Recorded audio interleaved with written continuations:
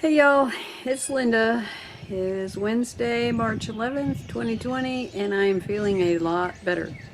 The cold has finally left me. A little tiny bit of the cough still lingers, but I am feeling a whole lot better. However, it's been raining again, so it's hard for me to get down into the garden and do a whole lot right now.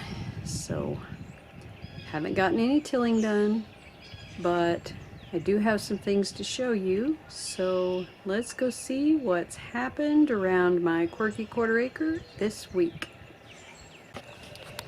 I got the elbows for the PVC pipe, although I am going to see if I can actually bend it and get it across the raised bed before I cut anything, because if that'll work, I'm going to do it that way instead of making more work for myself. Here are the beets that look really terrible. I'll be honest, I am not encouraged about these guys, but they might still bounce back. One can hope. That one doesn't look too bad. The pea trellises are up, and so are the peas. So exciting. There's some spinach, y'all. Okay, you may be wondering why the trellis is a little cockeyed, and as I was getting ready to put it up, I realized two things. One, if I put it along the back there, it would be a little longer than the bed, which isn't necessarily a problem. However, the peas were planted on both sides, and since I only have one trellis for the bed, I decided to put it across corner to corner, which would solve my length problem and also give more of the peas access to the trellis. And now that they're coming up, I'm pretty excited to see how they're going to start climbing that thing. Still nothing coming up right here. We did get a couple of really good rains. Those radishes are coming up. And there's more something. Might be radishes, might be turnips. I don't know yet. I actually have not looked at the lettuce and the Brussels sprouts since about Sunday because things have been happening that just kept me from getting down here, what with the rain and a couple of other things. So we are going to take a look at these and see what's going on in here. Hey, the lettuce is finally starting to do something. Very nice, very nice. Onions, bouncing back. Brussels sprouts not doing so much. More peas, yay! Of course, the garlic is just doing what it's been doing the whole time. Still growing. That elephant garlic is starting to get some height. I need for this to get dry so I can get down here and turn the soil over, just so it's ready when the plants are. The heartnut tree has tiny buds, y'all. Garlic over here is doing fine. Onions that were planted last fall. A couple of carrots, which look like they're actually trying to make something. There's a turnip finally taken off. Got a little bit in the rain gauge, not a whole lot. You'll have no idea how excited I am about these raspberry buds. Raspberries are my favorite berry. Alright, that's pretty much it for what's in the ground right now, so I'll walk around and show you what I've done with the containers and what I haven't done yet, even though I said I was going to. And then we'll go inside and take a look at the mini greenhouse and see what's going on in there. I've just been leaving these guys outside.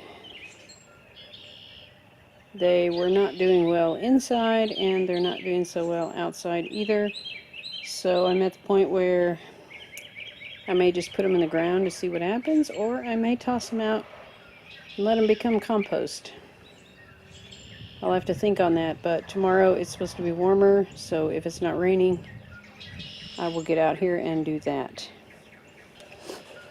I put the chives in the container. They are looking pretty strong. They seem to have taken off. They didn't really wilt a whole lot at all, which was very encouraging. And I kind of expect by the end of summer those things will fill up this pot. The sage that I left in the pot to see whether it would do better than the one in the ground is starting to come out.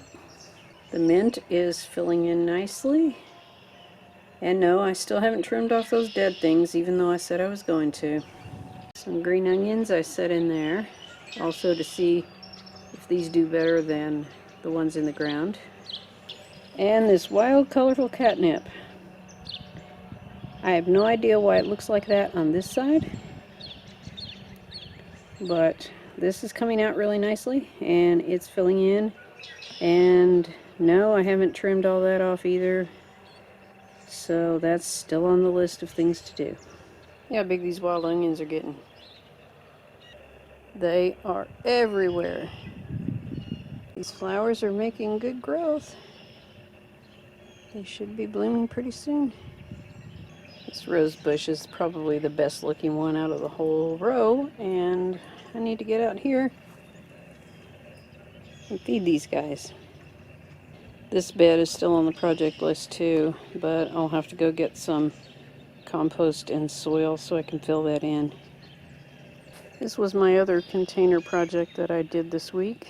This is the English thyme. The plants are pretty tiny, but they look strong and they seem to be doing fine in there. So we'll see if they fill up this pot. That would be awesome. Okay, let's go inside and take a look at more seedlings. Update on the greenhouse occupants. Loofah gourds. They didn't do as well last year as I'd hoped they would, but I know that I got them planted late, so I'm hoping to avoid that this year and get them in the ground so that they have plenty of time. Tennessee dancing gourds, which I'm super excited about because they're tiny and cute and they make lovely Christmas ornaments. Status. I know I overplanted those, but I'm thinking they'll be okay. I did start cucumber seeds, but so far no sprouts. There are the other gourds in the back. The snake / cannonball, who knows. And nest egg gourds, which are also pretty fun as an idea. I'm thinking that they'll make good Christmas ornament type things, but I was reading about these and it says that in the past people have used these to trick their hens into settings so that they can put eggs under them and hatch babies. The hollyhocks and the marigolds. I planted some squash seeds in here, various types of squash, but again, no sprouts yet. It's been 4 days.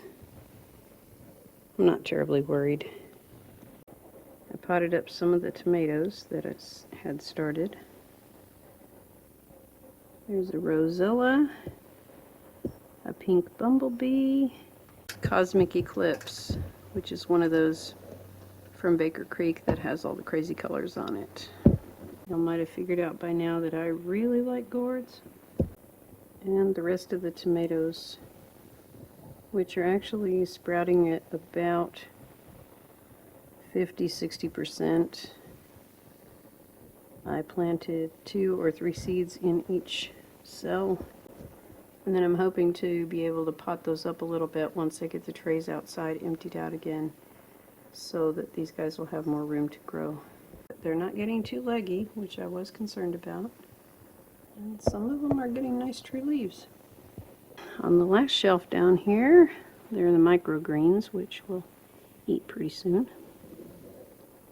I have lemon basil started in here, and the rest of the tomatoes, you can see some of those have sprouted and some of them have not. The peppers are looking strong. They're developing their leaves nicely.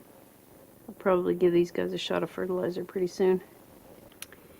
You may remember how green my little tansy tray was the other day when I showed it to you, and shortly after that I dropped it and spilled the entire contents, and I was only able to salvage one little bit of it. So I pulled the seeds out and replanted, and they are sprouting. And this time I will try and be a little more careful with them. Poor little things, I felt terrible about it. Let's see that. That's a culprit, an imposter. It's gotta go. Fake ladybugs, one of those Asian ladybugs. True ladybugs have 9 spots. This one has more than 9.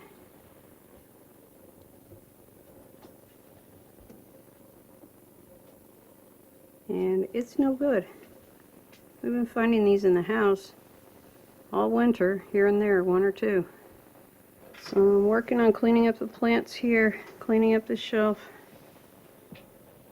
and then I will take a look and see what else needs to be started as soon as I get those trays empty. Here's the lemon tree. And as usual, my helper comes over. Begonia and coleus ready for more cuttings, although I'm not going to do those just yet. Bell pepper plant's recovering from the cat snack. And the chili pepper plant is okay. I potted up the cinnamon basil, so it's growing really fast. And sweet potato slips slowly growing, but doing alright. I've been changing the water on these every day or every other day, and these two on this side are looking really productive, but these not so much, but they do have tiny little sprouts. So I'm leaving them in there for now. If they start to rot, they're going to end up in the compost, of course. This one I pulled off and put it in the water so it can grow roots. And I can already see root buds, and I just did that yesterday. And then I've got about 5 or 6 here. And there's like 10 on this one. So yay for sweet potatoes. Still not seeing any pawpaw sprouts here. Oh, I forgot to show y'all the tree. Here's the pawpaw tree. We got it in the ground. But so far, it doesn't show any signs of growing. And that's okay, because I'm sure it's still a little bit in shock and it's going to take a little time. But here is hoping that it takes off pretty soon.